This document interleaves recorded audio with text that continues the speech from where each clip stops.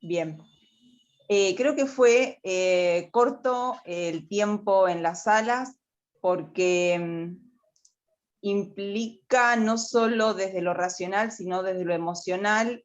Este símbolo de infinito tiene que ver con todo el tiempo que nos va a llevar por delante, me parece, este tema, porque tiene que ver no solo con esto de lo que habita en nuestros hijos, sino de lo que empieza a habitar en nosotros. Miedos, recuerdos que no son nuestros, dolor. En otras salas apareció el tema de abrazar, abrazarlos, abrazar esa otra familia. ¿Cómo? ¿Con qué herramienta? ¿Con qué límite y construcción humana? Desde este lugar, ¿no? Desde nosotros, una nueva familia para ese niño. Vivencias, perdonar, desconfianza, costumbres, digo, cómo es tanta la diversidad de este tema que me parece que habilita para un nuevo taller más y tantos otros más. Cuánto aparece en las personas que están recién empezando, donde empieza a aparecer también, y con buenos ojos miro, me parece, este abrazo a la familia de origen desde un modo de identidad y de derecho de constitución de los niños, y cuánto aparece de miedo real desde los que ya somos familias, de las familias que ya construimos con un niño en nuestra familia. Aparece todos los límites de dolor que eso sabemos trae aparejado. Entonces, cómo convivir, me parece que esta nube de palabras refleja un poco la diversidad y la complejidad de este tema. No aparece por ahí, me parece que no quedó, y no sé si estaba, porque copié sin mirar, digamos, reflexivamente todas las palabras que me pasaron las coordinadoras, pero tenemos que tener, me parece, todos la palabra aceptación, ¿no? La aceptación de dónde estamos y por qué estamos.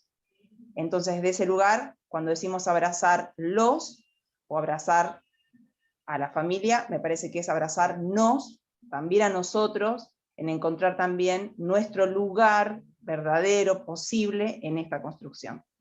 Desde ahí me parece que puede ser más sano para todos. Gracias, Gri. Ahí voy.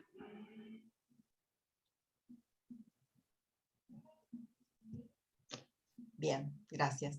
Bueno, Marcela, cuando quieras, todo tuyo. Ay, habilitate el micrófono, por fin. Sí, están deshabilitados por una cuestión de ruidos, viste, de ambiente. Ay, a ver ahí. Sí. Bueno, en principio algo si no esperaba era provocar un dolor de espalda. Jamás en la vida. Bueno, así que mil disculpas, Laura. Sí, es un tema complejo por donde se lo mire, pero hay que animarse a enfrentarlo, a abordarlo y de alguna manera abrazarlo. Esa palabra me gustó. Me gustó mucho lo que escribió ahí Pilar, la verdad que hay que volverlo a leer eso. Bien, como les decía, desde ese primer taller yo no pude dejar de pensar en la familia de origen. Y tomé la palabra desvinculación, siempre mediada por supuesto por el Estado, y hay muchas, y a veces es multicausal el motivo de una desvinculación. Ustedes nombraron algunas, y las escuché y están bien, hay muchos motivos, y puede ser por falta de deseo de maternar, por un embarazo adolescente, por una enfermedad de la madre, por una enfermedad del niño al nacer, por ser una familia numerosa y carenciada, y sino también por ser una familia con déficit en sus competencias parentales. Y acá me voy a detener un ratito, ¿no? Digo, no falta total de capacidades parentales, sino un déficit, una capacidades o competencias parentales mínimas. Para los que son nuevos, voy a ser rápida en qué son las competencias parentales, ¿no? En esa capacidad no capacidad para apegarse a los hijos, falta de empatía, falta de disponibilidad, accesibilidad, capacidad para participar en las redes sociales y poder corregir o mejorar el vínculo familiar y aprender a estar mejor en familia. Si esto sucede, posiblemente los niños puedan quedarse en ese hogar. Toda vez que las competencias parentales no estén bien y estén vulnerando los derechos del niño, bueno, obviamente va a intervenir el Estado y posiblemente se declare el estado de adoptabilidad. Ahora bien, cuando pensamos en este déficit, pensamos que son adultos que no están pudiendo cuidar adecuadamente a los niños, ¿cierto? Y ofrecen malos tratos, físicos, psíquicos, malos tratos que, bueno, están vulnerando los derechos, en definitiva, de un niño. Entonces, ¿cuántas veces hemos escuchado, sea en un juzgado, en un hogar de niños o bien en un hogar adoptivo, que los niños relatan situaciones de maltrato? Dolorosísimo escuchar eso, para quien le toca escucharlo, y algo hay que hacer con eso que nos genera, que por lo general es enojo. Ahora bien, antes de enojarnos rápidamente, cosa que va a suceder y está bien, uno se enoja y punto, habría que pensar un poco en estos malos tratos. Lo que generan sufrimiento, ¿sí? Mucho, generan un deterioro en el desarrollo de ese niño y en general repetición. ¿Qué quiero decir con esto? Repetición que va de generación en generación. Se repite lo aprendido. Es decir, toda vez que escuchamos a un niño que habla del maltrato recibido, ese adulto, padre, ¿sí? En este caso, madre o quien fuere, posiblemente haya sido un niño maltratado. Vuelvo a decir, ese que maltrata posiblemente haya sido un niño maltratado, que en su momento no recibió la protección ni la ayuda para reparar el daño que le provocó esa experiencia. Esto lo digo para pensar un poco en ese otro, ¿sí? Y no tan linealmente y superficialmente y descuidadamente decir, pegó porque estaba borracho, pegó por... No, hay algo detrás de ese maltrato que también afecta a ese adulto. Por un lado eso. Por el otro lado hablemos del desvínculo en sí mismo. El desvínculo pensado como un proceso que lleva tiempo. Nadie se despierta una mañana y decide dejar a sus niños arrimarse a la defensoría y decir no los quiero más. No, esto lleva un tiempo dificilísimo para quien le toca vivirlo. Sea la madre de origen, el padre, una abuela, un tío, el que está se hace cargo de ese niño, de ese grupo de niños. ¿Cómo es este desvínculo en general? Para pensar en ese que le toca desvincularse. Solitario, doloroso, lleva tiempo, tiene marchas y contramarchas. Hay días en que dice no puedo más, esto no voy a poder. Hay días que lo vuelve a intentar. Y es un proceso de mucho, pero muchísimo sufrimiento.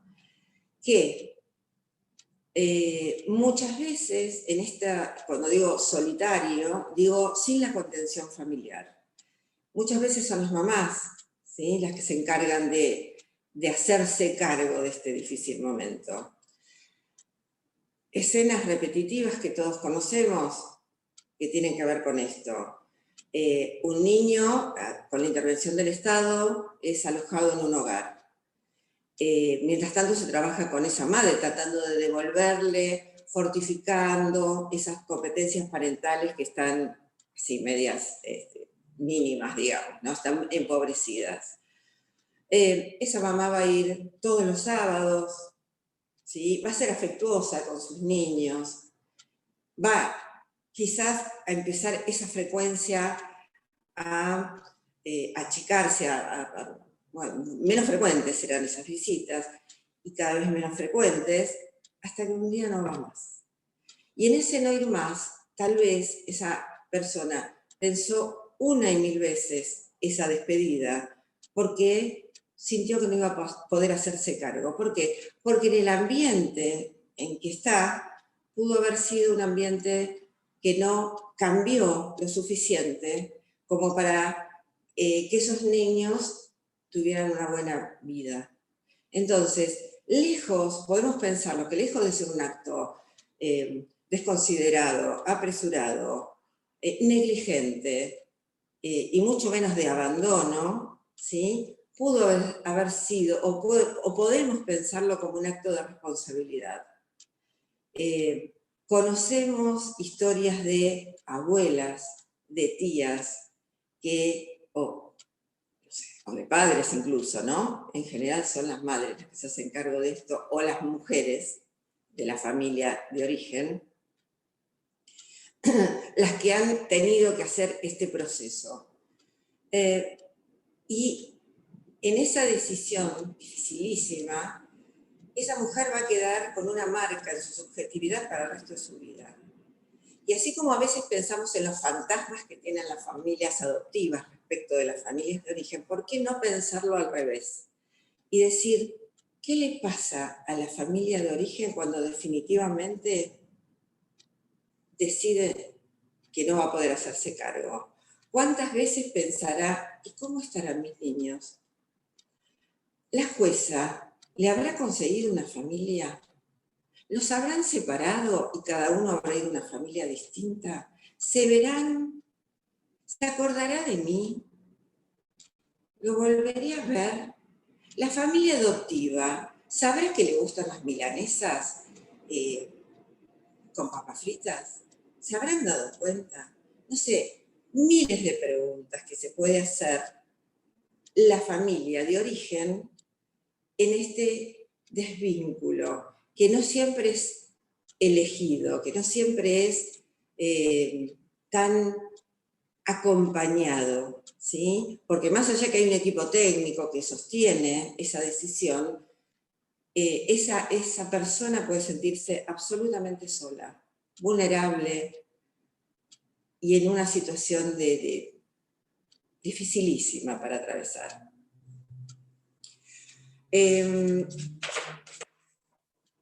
Déjeme pensar, tengo un machete acá, pero te estoy ayudando. Bien. Ahora, yo voy a intentar ir respondiendo algunas preguntas que ustedes fueron haciendo, ¿sí? Y las voy a ir echando en la conversación. Hay alguien que dice, tengo sentimientos encontrados con la familia de origen. Por un lado, no puedo soportar lo que le hicieron pasar a los chicos. Y por el otro lado, son mis hijos, porque ellos lo tuvieron y pasó lo que pasó.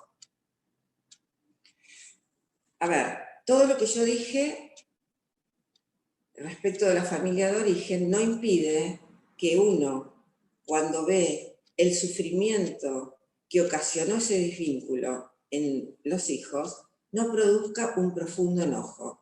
Cuando un chico cuenta escenas de maltrato, producen mucho dolor en quien escucha y mucha impotencia, porque eso pasó y es irreversible. Pasó. Ahora bien, está permitido enojarse y está permitido también comprender lo que le pasó a esa familia. No, se van a enojar, ¿sí? Ahora bien, la pregunta es qué van a hacer con ese enojo, ¿sí? Y esta es la pregunta que les voy a dejar latiendo. Hay una carta conmovedora, por cierto, que se las recomiendo, que escribió Pilar Iglesias, que ella la titula Carta a la progenitora de mis hijos. Un título impecable, diría yo. Y ella ahí, entre tantas cosas que dice, la escribió hace muchos años y se la dirigió a la madre de origen, ella dice, a veces te entendía, a veces te justifiqué, y a veces te vestía de cenicienta y otras veces de malvada. Y yo creo que se retrata perfectamente el sentir y la ambivalencia afectiva que puede tener la familia adoptiva respecto de la familia de origen. Pasa. Ahora, vuelvo al enojo, que suele estar muy presente. ¿Qué hacer con ese enojo? Ese enojo hay que trabajarlo. ¿Y saben básicamente por qué? Porque hay un niño que ha sido vulnerado en sus derechos. Hablar de la familia de origen mal o decir lo inapropiado puede herir y afectar la subjetividad del niño. Y si hay algo que tenemos que cuidar, es ese niño, porque si no lo estaríamos revictimizando. Por lo tanto, con la familia de origen les va a pasar de todo, ¿sí? Pero ustedes tienen que ser muy cuidadosos en lo que van a transmitir y en cómo van a elaborar la parte esta del enojo, que puede ser difícil y que los puede acompañar muchas veces, ¿sí? Esa es la respuesta que yo tengo para dar del primer tema que teníamos. No sé si quieren hacer alguna pregunta acá o si sigo con la segunda parte. Si alguien quiere preguntar, escriba en el chat y vamos a ir administrando para no interrumpir mucho, si les parece. ¿Sigo? Dale, Marcela, cualquier cosa leemos el chat. Ok, después si no me lo mandás por WhatsApp. Bien, ahora vamos a la segunda, esa que, conmovedora pregunta, que generó dolores de espalda. La familia de origen está presente aún en su ausencia, ¿sí? Adoptar implica siempre la presencia de otros. Esperen porque estoy...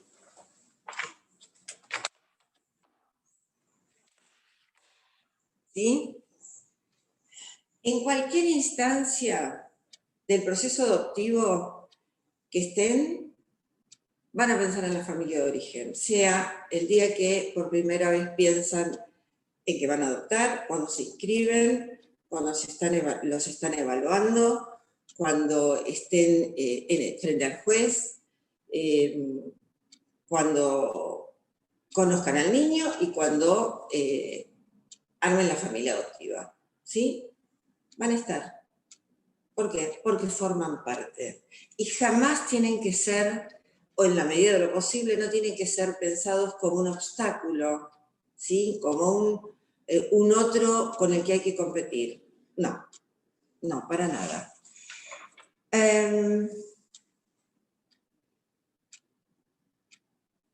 Cuando digo que la familia está presente, de la primera manera es en el imaginario, ¿sí? Toda vez que la pensemos, aún no sabiendo nada de ella. ¿Por qué? Porque van a aparecer preguntas, dudas, temores, fantasías, todo esto va a estar presente. Entonces, así como la familia de origen les dije que las echaban algunas preguntas, ¿cómo estarán los niños? El juez le habrá conseguido una familia, etc. Ustedes pueden pensar también para el otro lado. La familia de origen algún día tocará el timbre. La familia de origen algún día aparecerá por las redes, como parece que empezó a suceder. No sé.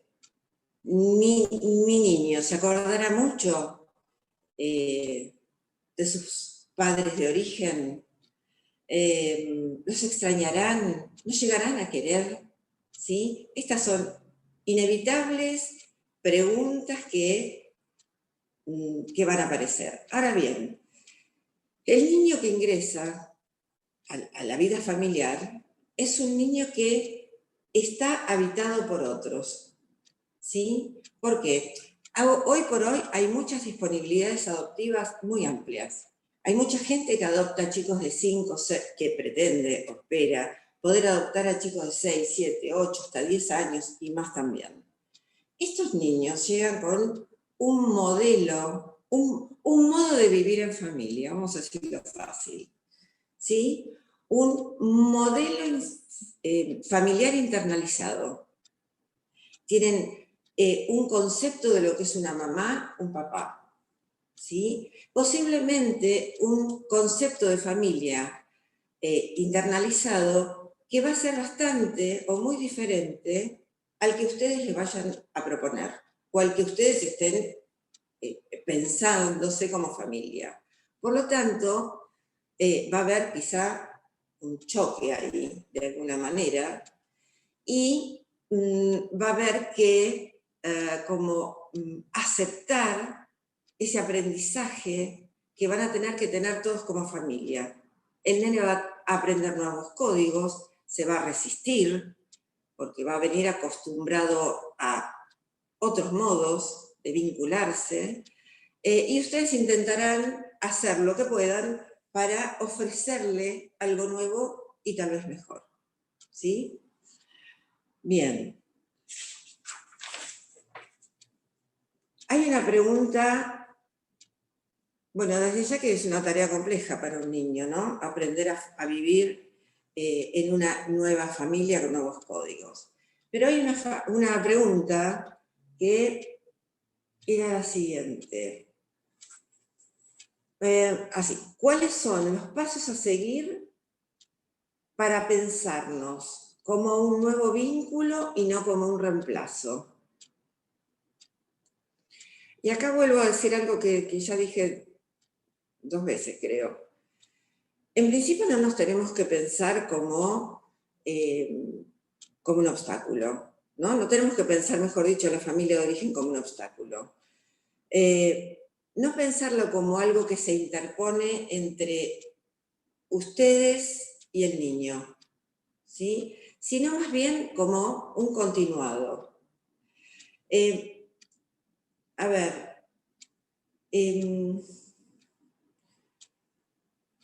no pensar, la palabra mi reemplazo que usaron me conmovió, ¿no? Reemplazo.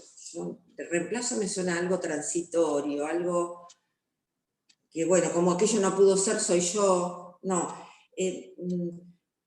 Hay que pensar, hay que dejar de alguna manera de pensar a estos niños como hijos de otros, ¿no?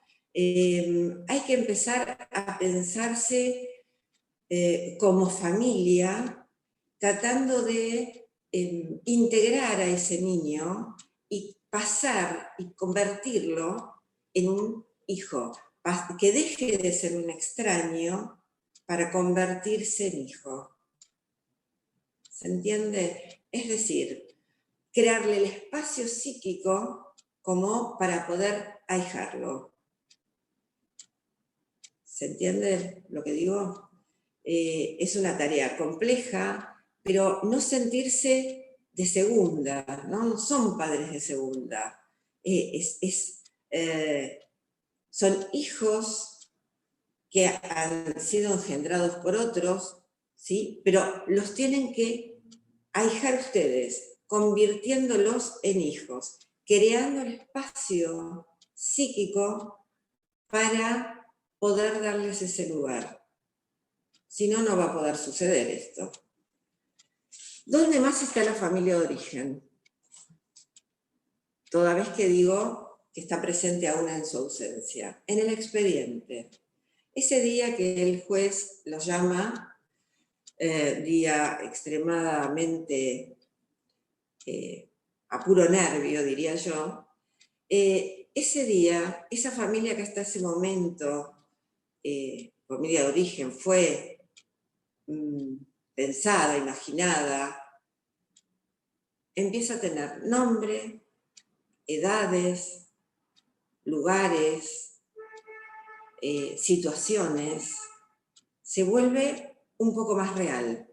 Ahí aparece una historia de la que ustedes se van a tener que hacer cargo. Historia que además viene con la historia particular del niño. Niño que además, y acá vuelve a aparecer la familia de origen, ha nombrado a ese niño. Aparece no solo la edad del niño, sino un nombre. Alguien se detuvo, ¿sí?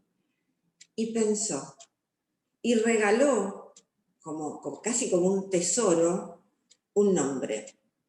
Un nombre que a ustedes les va a resultar extraño, un nombre que tal vez no hubieran elegido jamás, pero que el niño tiene. Un nombre que tal vez de extraño pase a ser familiar. Un nombre que puedan incorporar, ¿sí?, a la vida familiar. Más allá de si les gusta o no les gusta tanto, ¿sí? Sé que de acuerdo a lo posible ustedes pueden agregar otro nombre, pueden hacer lo que quieran, pero a mí me parece que el nombre es un pequeño tesoro que le pertenece. Y tal vez en un esfuerzo, aunque a muchos no les guste, haya que respetarlo. ¿Sí? Como la historia con la que vienen. En el expediente o en otro lugar posible, donde va a pasar, a aparecer la familia de origen, en el relato y la narrativa, ¿sí? Ustedes van a construir, ¿sí?, una narrativa, un relato con el niño, donde aparte de palabras van a aparecer otros, y esos otros son la familia de origen, otra vez. Es decir, lo que estoy tratando de decir con esto de presentes aún en su ausencia, es porque en el proceso de adopción, en el recorrido, ¿sí?, que ustedes van a atravesar con ese niño, muchas veces la familia de origen va a estar presente. Cuando arman y construyen esta narrativa, ustedes saben que no se trata de un relato único y dicho una sola vez. Es algo que se va construyendo con el niño y con otros. Es un relato que no lo dice el adulto en forma vertical a un niño que escucha y por única vez, sino que es algo que se construye a lo largo del tiempo, que es dinámico, que se va a ir dosificando de acuerdo a la edad del niño, a la etapa evolutiva que esté atravesando, y como ustedes leyeron en el expediente, irán dosificando cierta información de acuerdo a el estar del niño, a cómo se encuentra, a cómo están ustedes. No es un relato que dura toda la vida, diría yo, ¿no? Empieza casi cuando empiezan a contactarse con este niño y termina, no sé cuándo termina, creo que es para siempre, modificándose. Una pregunta ahí que era la siguiente. Bien. ¿Cómo comenzar a hablar con el niño si el niño no pregunta? Y esto puede pasar. El niño puede no preguntar, puede preferir no hablar del tema, o puede ser muy chiquito y bueno, si es un bebé, no hay manera que hable de este relato. A ver, delegar en el niño la responsabilidad de iniciar el relato o esta narrativa es como exigirle demasiado, es poner demasiada responsabilidad en un niño. El niño puede no hablar, pero ustedes tienen que ofrecer a través del álbum de fotos, de una película, de cuentos, de cualquier circunstancia, el inicio de esta conversación, ¿sí? Que va a estar dosificada, como dijimos, que va a ir, no tiene que ser forzada, ustedes tienen que poder ir detectando cuándo es el momento para dar lugar a seguir conversando. Cuando se hacen silencios demasiado prolongados en el tiempo, bueno, se los puede respetar, pero si se prolongan demasiado, tal vez hay que retomarlos. Es decir, el relato o esta narrativa de cómo se conformó esta familia adoptiva que va a integrar en un... ¿Qué es lo que hacemos con este relato? Es armar una línea de vida de ese niño, donde en una parte, como dice Pilar, no fueron ni actores o actrices de reparto, ¿sí? No estuvieron, pero sí estuvo la familia de origen, sí el niño, y ahí aparecen ustedes. Otro momento donde aparece la familia de origen, aún, bueno, acá en relativa ausencia, una parte está presente, es cuando los niños se vinculan con sus hermanos. ¿En qué ocasión?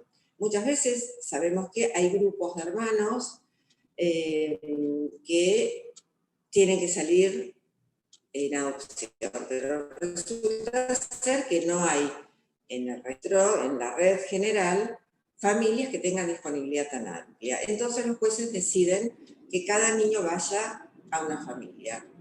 Buena decisión. Ahora bien, la petición del juez es, por favor, que sigan vinculándose y está muy bien.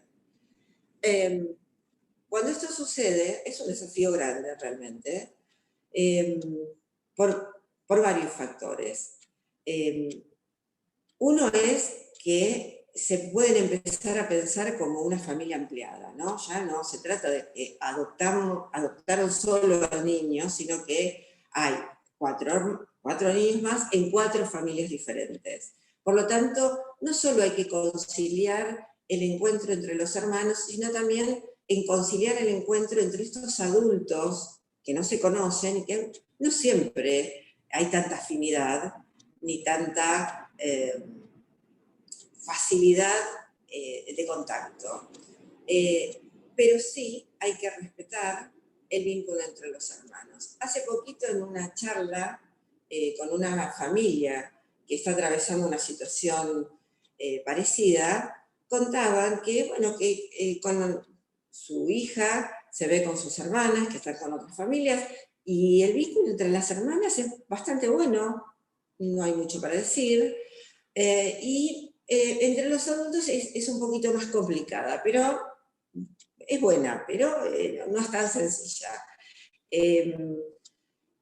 Y un poquito por casualidad se encontró una manera de encontrarse estas hermanas. Resulta ser que una de ellas va a empezar a participar o ya empezó a participar de un grupo parroquial los sábados, Boy Scouts, si no me equivoco.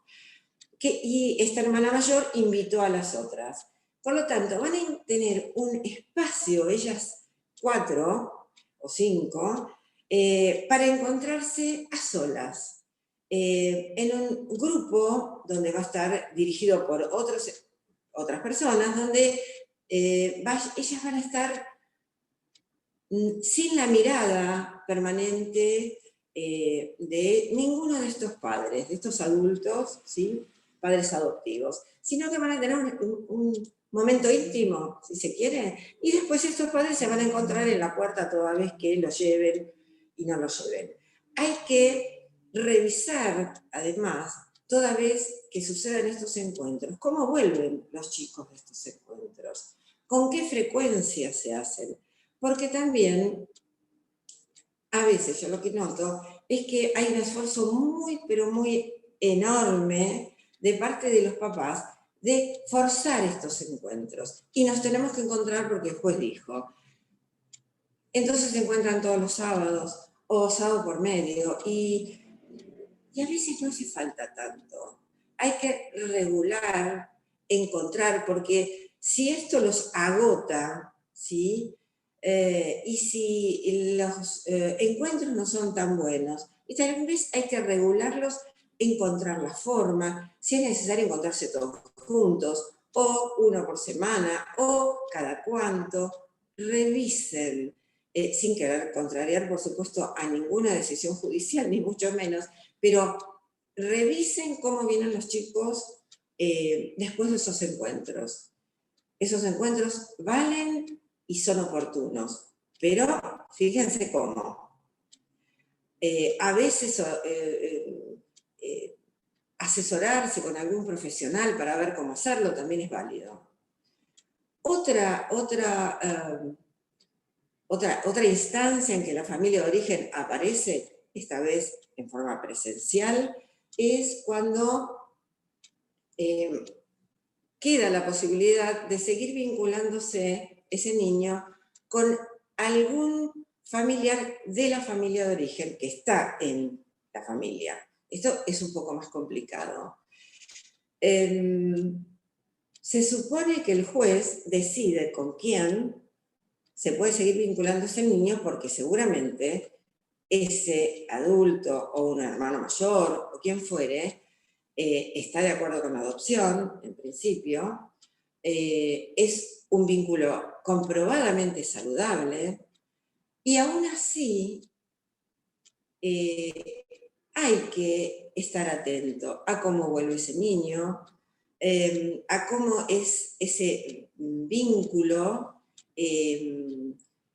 hacia ese adulto, más allá que el juez haya considerado en su momento que es un vínculo saludable, si está de acuerdo y si entiende que la familia adoptiva es ahora la que pone el ritmo, que toma decisiones, que ese otro también tiene que aceptar. Es delicado. Ahí sí yo creo que la consulta con un profesional no está de más porque suele ayudar a ordenar de alguna manera la escena. Una pregunta que apareció también, esperen que la encuentre, tenía que ver con las redes.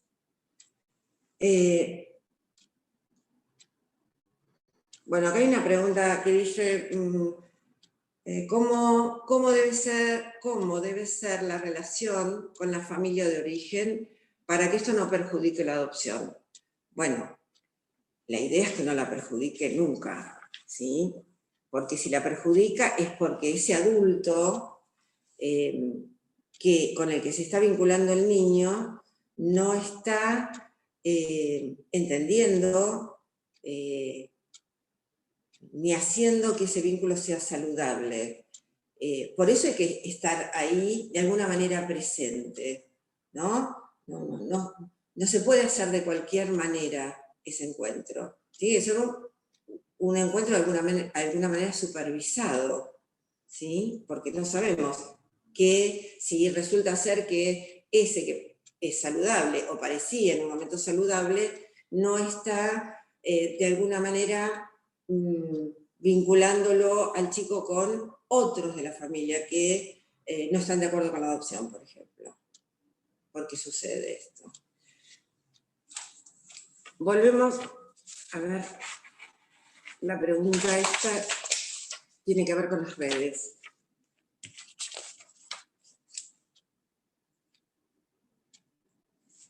¿Cómo acompañar a los niños si hay algún contacto inesperado de la familia de origen por las redes que no haya sido supervisado o acordado con los padres adoptivos? Bueno, esto es en principio disruptivo impensado, ahí falta cuidado de parte de ese que se vincula, ¿sí? Acá pueden pasar dos cosas.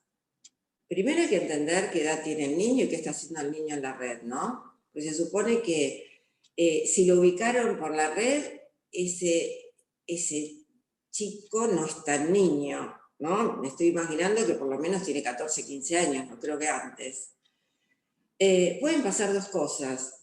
Que el chico advierta rápidamente y les avise, y ustedes pueden hacer algo e intervenir ahí, ayudar a pensar a ese chico, y por otro lado puede ser que el chico se vincule con ese otro y no avise, lo cual es mucho más riesgoso. Otras veces, y en el mejor de los casos, puede ser que un adulto se comunique a través de las redes, pero que no lo haga con el niño o con el jovencito, sino que lo haga con el adulto, con el padre o la madre. Entonces, ahí estamos hablando de otra cosa. Ahí hay un adulto que pensó, ¿sí? Ese familiar pensó en no ser disruptivo, en no pensó en el otro y dijo, bueno, primero voy a preguntar, voy a explicar por qué quiero vincularme con ese jovencito, ese niño, y ahí hay tiempo para pensar, hay tiempo para conversar con él. Yo me imagino que siempre estamos hablando de un chico de 14, 15 años, no me imagino que uno de 6 se pueda... la familia de origen se pueda comunicar con uno de 6, porque entonces me pregunto, ¿qué está haciendo ese niño de 6, 7, 8 años tan abierto a las redes? ¿No? Hay que supervisar, hay que mirar qué hacen los chicos en las redes, porque realmente puede, de alguna manera, suceder algo que el efecto puede ser tan negativo que de ahí no se puede volver tan fácil. Las redes no siempre tienen efectos negativos, y les voy a contar brevemente algo que me acabo de enterar hace muy poquito. Hace muchos años, una mujer fue adoptada. Hoy es paciente mía por otros motivos. Pero bueno, en medio de la consulta me contó que ella había sido una niña adoptada cuando era bebé. Una adopción legal, una adopción bastante buena. Ella cuenta haber tenido padres adoptivos que la quisieron. Aún así, siempre ella tuvo una sensación, estoy hablando de una adopción de hace 60 años, que no fue debidamente blanqueada, ¿sí?, a esta niña. Se le dijo tardíamente que era adoptada y más bien ella lo descubrió. Bueno, eso imagínense que fue de un impacto terrible para ella. Pero bien, siempre le quedó el por qué mi familia adoptiva me dejó, porque mi familia de origen me dejó, qué es lo que pasó. Bueno, después de muchos años, y cuando ella ya estaba casada y tenía 3 hijos ya de, no sé, creo que tienen 20 y pico, 30 años, frente a ¿quiénes habrán sido mis padres adoptivos? Entró en las redes y a instancias de su marido los encontró. Y no solo que pudo encontrarse con su madre, sino que también pudo encontrarse con sus hermanos, con quienes hoy sigue la vinculación. Pudo irse a la provincia, pudo conocer a su mamá y pudo enterarse el motivo de este desvínculo que sucedió cuando ella había nacido. Y eso para ella fue de un efecto reparador. Cuando ella lo contaba, hizo un gesto que a mí me impresionó, porque dijo, y cuando pude hablar y cuando los pude ver, algo adentro mío se completó. Algo me calmó. Y de ahí en más, yo fui otra. ¿Qué es lo que su madre de origen le pudo contar? Que ella había sido producto de una relación extramatrimonial, pero donde esta mujer había estado profundamente enamorada de este hombre y que ella fue producto del amor. Para ella fue reparador, fue un momento que la sanó, la curó de esa pregunta que cualquier chico adoptado se hará a lo largo de su vida. ¿Por qué no me quedé con mi familia de origen? Bueno, más o menos acá cierro la segunda idea, ¿no? Que era esto de por qué pienso que la familia de origen está presente aún en su ausencia. Una de las preguntas, la última, que hicieron, que se va un poquito de contexto, pero que me encantó. Alguien preguntó: cuente por favor alguna experiencia que haya tenido a lo largo de su trayectoria como psicóloga dentro de la adopción. Alguna experiencia que me haya impactado. Y voy a contar una que me costó, porque hay muchas buenas y lindas experiencias, pero hubo una que fue particularmente inolvidable. Época en que trabajaba en la DENA Rúa. Estaba a cargo como directora Federica Otero, que todos la conocen. Llegó un pedido para la búsqueda de un niño con síndrome de Down recién nacido, que su familia no podía hacerse cargo. ¿Se imaginan el impacto? Red de registros. En ese momento creo que había 7.000 inscriptos. No había ni uno. Bien, está bien, no había ninguno, punto. ¿Qué hacer? Bueno, como equipo nos sentamos a pensar, busquemos las familias que aceptan con patologías complejas. De los 7.000 creo que encontramos 20. De los 20 les pedimos, porque algunos estaban en el Chaco, esas carpetas, otros estaban en Capital, distribuidas, pero llamamos a todos los registros, les pedimos a todos que lean cada una de las carpetas. De las 20 carpetas quedaron 6. De las 6 carpetas, nosotros terminamos eligiendo 4. Dijimos, bueno, tenemos 4 carpetas, ¿qué hacemos? Ninguna decía síndrome de Down, por supuesto. Bueno, con mucho coraje, decidimos llamar, con lo que significa llamar a alguien por teléfono para preguntarle si aceptaban una entrevista para hablar sobre un bebé que tenía una complejidad, ¿no?, de salud, porque tenía aparte una cardiopatía, y hubo de esas 4 parejas una que dijo: yo, nosotros. Bien, vengan. Vinieron a la dirección, los entrevistamos. Esta pareja ya tenía una nena adoptada que tenía 8 años, se los veía muy bien. Inmediatamente nosotros nos pareció que estaba bien esta pareja, que estaban felices aparte con la idea. Les dijimos que se vayan ya al juzgado. Van al juzgado, tienen la entrevista, la jueza también da como el ok, le dicen: pueden ir ya a conocer al bebé, van, inician la vinculación inmediatamente. Yo no me acuerdo, días más, días menos, cuánto tiempo pasó, pero fue poquito, todo fue muy rápido. A poco de, qué sé yo, supongo que pasaron 3 días en la dirección. Golpean la puerta, era la pareja con el bebé, ¿sí? Que venía a presentarnos a su hijo, ¿sí? Habíamos logrado algo que era impensable en ese momento cuando llegó ese pedido que a todos nos asustó. Bueno, esa fue para mí, no sé, conmovedora, me sigue conmoviendo. Durante años, esa mamá me mandaba a mí el mensaje y yo lo reproducía al equipo, porque no había sido mérito mío, ha sido mérito de la dirección, de Federica y de todo el equipo que estaba trabajando, años agradeciendo la fortuna que tenían de haber conocido a ese niño. Bueno, eso fue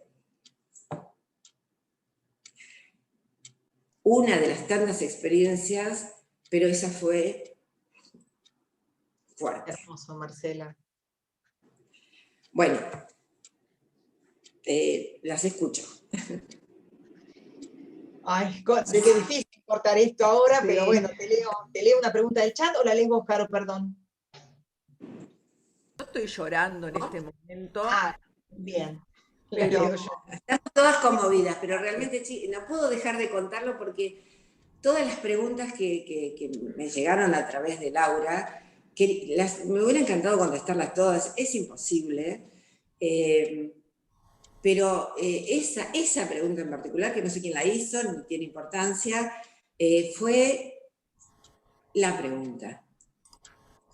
Y Seguro. espero que les sirva, porque realmente, ¿qué quiero decir con esto? El esfuerzo que hay detrás de cada adopción, de parte de todos los equipos, es enorme, es enorme. El trabajo que hace Ser Familia, el trabajo que hacen ustedes como futuros padres adoptivos en estar presente en los foros, lo importante que es estar nutriéndose, porque a veces llegan a mí con aptos condicionales, ¿no? Gente que no entiende qué pasó, ¿no? Y a veces se escucha decir, bueno, yo fui porque para mí era un trámite la evaluación, para mí era, no sé, y en realidad no es un trámite, lejísimos de ser un trámite, es algo que tienen que atravesar con toda la complejidad y lleva tiempo. Hoy diría a todo aquel que piensa inscribirse, antes de inscribirse, pasen un rato por algún tiempo de entender de qué se trata adoptar, porque es complejo, y toda vez que las disponibilidades cada vez son más amplias y bienvenidas esas disponibilidades, traten de entender qué significa para que el encuentro con el niño sea más sencillo y a ustedes los encuentre en las mejores condiciones posibles. Ya está. Te leemos una pregunta del chat, ¿puede ser? Bueno. Dice, ¿cómo ayudar a los peques a desvincularse de la familia de origen? Ellos aún lloran por volver con su familia. Puedo agregar a esta pregunta que no hace mucho tiempo que conviven, como para situar un poquito más la escena, ¿no? Bien. Bueno, en algún momento lo dije, ¿no? Estos chicos llegan habitados por otros y con un modo familiar incorporado. Llegan y más allá de los malos momentos que pudieron haber atravesado, de la vulneración de derechos que seguramente atravesaron, recuerdan momentos buenos. ¿Me ven? Porque yo no veo a nadie. ¿Hola? Sí, te vemos y te escuchamos, Marcela. Ok. Hace poco escuché algo que decía una nena que hace 9 meses que está, en medio de la pandemia, fue una vinculación, así que imagínense lo complicado. Y esta nena, que tiene idas y venidas, y que por momentos se enoja y por momentos está todo bien, en un momento les dijo a los papás, mi mamá era linda y era buena. y cuando me sacaba los piojos, me hacía masajitos. ¿Sí?